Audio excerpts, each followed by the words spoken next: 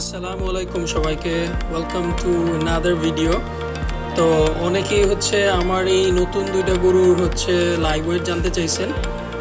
আমার লাল গরুটার নাম সুগার, আর ওই সাইডেরটার নাম ব্রাউনি। তো আজকে খামারে এই দুইটা গরুই আমি লাইভ ওয়েটে উঠাইছি। তো চলেন আপনাদের সাথেও শেয়ার করি যে এই দুইটা গরুর লাইভ ওয়েট কত হয়েছে।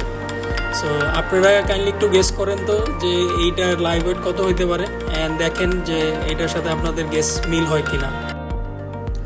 তো আন্তরিকভাবে দুঃখিত, গরুটা পাগলামি করতেছিল, এই কারণে ওই গরুটার লাইভ ওয়েট আসে নাই। তো লাল গরুটার লাইভ ওয়েট আসছে আপনার 380 থেকে 85 কেজি এরকম আসছে, আর এই গরুটার লাইভ ওয়েট আসছে 360-এর একটু উপরে আসছে আর কি।